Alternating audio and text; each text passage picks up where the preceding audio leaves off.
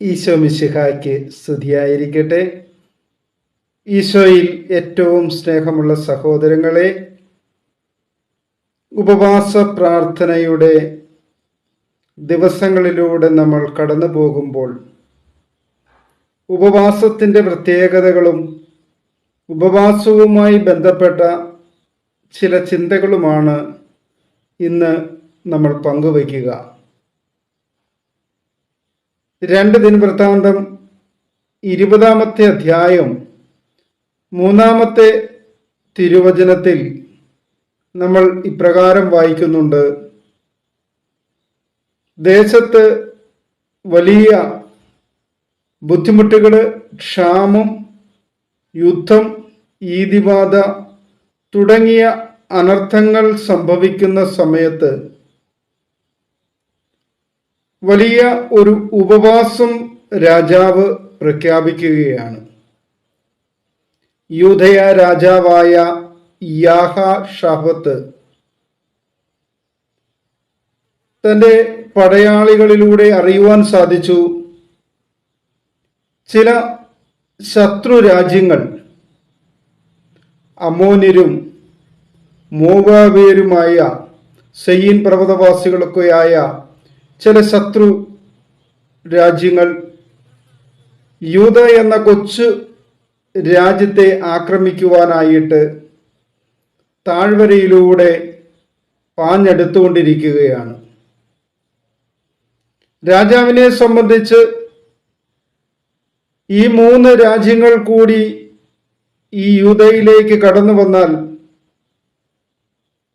ഈ യൂദയെ തകർത്ത് തരിപ്പണമാക്കി കളയും. അവരോട് പൊരുതി ജയിക്കുവാനുള്ള ആൾബലമോ സൈനിക ശക്തിയോ യൂദയ രാജ്യത്തിനില്ല. രാജാവ് എന്ത് ചെയ്യണമെന്നറിയാതെ പകച്ചു നിൽക്കുന്ന സമയത്ത് പ്രവാചകൻ രാജാവിനോട് പറഞ്ഞു, അങ്ങ് എന്തിനാണ് ഭയപ്പെടുന്നത്? നമുക്ക് വേണ്ടി കർത്താവ് പൊരുതിക്കൊള്ളും. രാജാവ് ഒരു ഉപവാസം പ്രഖ്യാപിക്കുകയാണ്. രാജ്യത്തുള്ള മുഴുവൻ ജനങ്ങളും ഉപവസിക്കണം. അങ്ങനെ തങ്ങളുടെ രാജ്യത്തേക്ക് കടന്നു വന്ന വിപത്തിനെ നേരിടുവാനായി ആ ദേശം മുഴുവനും ഉപവാസം പ്രഖ്യാപിച്ചു.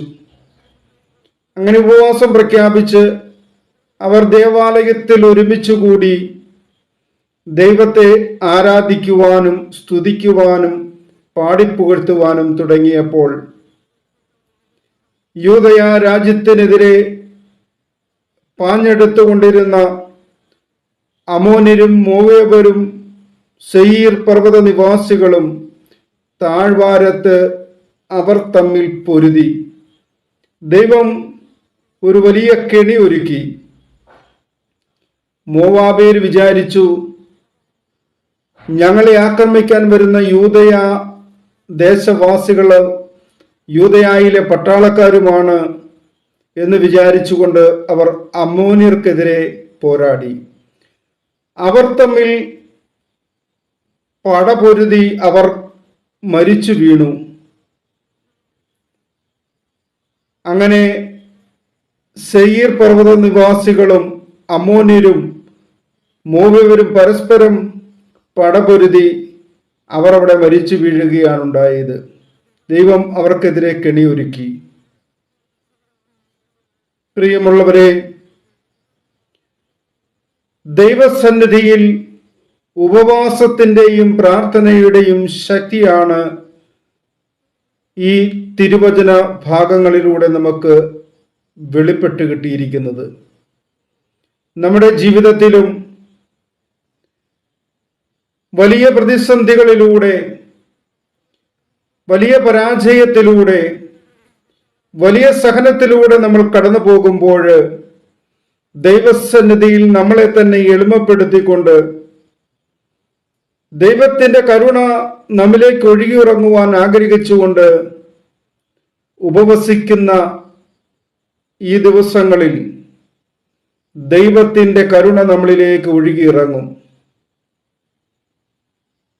എസ്രയുടെ പുസ്തകത്തിൽ 8-ാം അധ്യായം 21-ാമത്തെ വചനം ഇപ്രകാരം നമ്മെ പഠിപ്പിക്കുന്നുണ്ട്. നമ്മുടെ യാത്രയിൽ വലിയ പ്രതിസന്ധികളിലൂടെ കടന്നു പോകുമ്പോൾ, വലിയ അപകടങ്ങളെ തരണം ചെയ്യുമ്പോൾ, ലക്ഷ്യത്തിലെത്തിച്ചേരുവാനായിട്ട് നമ്മൾ വല്ലാതെ ക്ലേശിക്കുമ്പോൾ, എസ്ര അവിടെ ഒരു ഉപവാസം പ്രഖ്യാപിക്കുന്നതായിട്ട് കാണാം. തൻ്റെ മക്കളോടും കുടുംബത്തോടും തൻ്റെ സമ്പത്തോടുമൊപ്പം അതിന് നാശം സംഭവിക്കാതെ, ദോഷം സംഭവിക്കാതെ ശരിയായ ലക്ഷ്യത്തിലേക്ക് യാത്ര തിരിക്കണമെങ്കിൽ, ശരിയായ ലക്ഷ്യത്തിലെത്തിച്ചേരണമെങ്കിൽ ദൈവത്തിൻ്റെ കരുണ കൂടിയേ സാധിക്കൂ. അതുകൊണ്ട് എസ്ര അവിടെ ഒരു ഉപവാസം പ്രഖ്യാപിച്ചു. എസ്രയെ സംബന്ധിച്ച് രാജാവിനോട് ആവശ്യപ്പെടാം, ഞങ്ങൾക്ക് സുരക്ഷിതമായിട്ട് യാത്ര തിരിക്കാനായിട്ട് സൈന്യങ്ങളുടെ സഹായം ഞങ്ങൾക്ക് ആവശ്യമുണ്ടെന്ന് പറയാം. എന്നാൽ എസ്രയ്ക്ക് അത് പറയുവാനായിട്ട് സാധിച്ചില്ല. കാരണം മറ്റൊന്നുമല്ല, എസ്ര രാജാവിനോട് മുൻപേ പറഞ്ഞിരുന്നു, ദൈവത്തെ സ്നേഹിക്കുന്നവര്, ദൈവത്തോടൊപ്പം ജീവിക്കുന്നവര്, ദൈവത്തിൽ വിശ്വസിക്കുന്നവര്, അവർക്ക് സംരക്ഷണം ദൈവം നൽകും. ദൈവത്തെ തള്ളിക്കളയുന്നവർക്ക് തിന്മ വന്ന് ഭവിക്കും. സഹായം തേടുമ്പോൾ ഒരുപക്ഷെ രാജാവ് ചോദിച്ചേക്കാം, നീയല്ലേ പറഞ്ഞത് ദൈവം നിങ്ങൾക്ക് സംരക്ഷണം ഒരുക്കുമെന്ന്, പിന്നെ എന്തിനാണ് പട്ടാളക്കാരുടെ സഹായം നിനക്ക്? അങ്ങനെ രാജാവ് പരിഹസിക്കുമെന്ന് തോന്നിയതിനാൽ രാജാവിനോട് സഹായം ചോദിക്കാതെ എസ്ര ഉപവാസം പ്രഖ്യാപിക്കുകയാണ് ചെയ്തത്.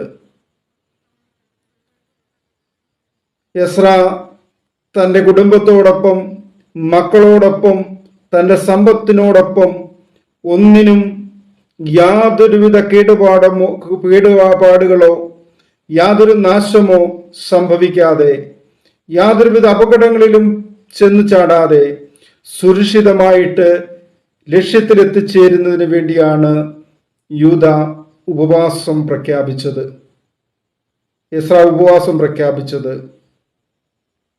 പ്രിയമുള്ള സഹോദരങ്ങളെ, നമ്മുടെയും ഈ ജീവിതയാത്രയിൽ നമ്മുടെ കുടുംബത്തോടൊപ്പം, മക്കളോടൊപ്പം നമുക്കും ലക്ഷ്യസ്ഥാനത്ത് എത്തിച്ചേരണമെങ്കിൽ ദൈവത്തോട് കൂടെ വസിക്കണം. ദൈവത്തോട് കൂടെ വസിക്കുവാൻ ഏറ്റവും നല്ല വഴിയാണ്, നല്ല മാർഗമാണ് ഉപവാസം.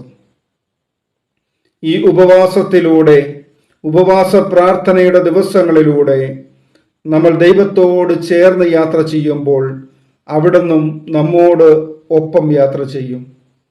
ഒരിക്കലും അവിടുന്ന് നമ്മുടെ മുമ്പിലോ പിമ്പിലോ സൈഡിലോ ഇരുവശങ്ങളിലോ ഒന്നുമല്ല, നമ്മോടൊപ്പം അവിടുന്ന് ഉണ്ടാകും. നമ്മളെ സുരക്ഷിതമായ തീരത്ത് അവിടുന്ന് എത്തിക്കും. ഇസ്രായേൽ ജനത്തെ ചെങ്കടൽ കടത്തുവാൻ അവിടുന്ന് കൂടെ ഉണ്ടായിരുന്നത് പോലെ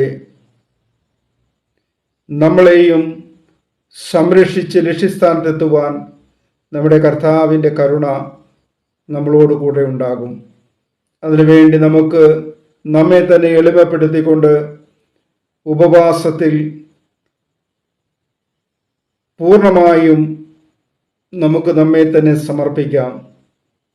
ഈ ഉപവാസം കർത്താവിൻ്റെ സന്നിധിയിൽ സമർപ്പിച്ചുകൊണ്ട് നമുക്ക് പ്രാർത്ഥിക്കാം. ദൈവം നമ്മെ ഓരോരുത്തരെയും സമൃദ്ധമായി അനുഗ്രഹിക്കട്ടെ എന്ന് പ്രാർത്ഥിക്കുന്നു.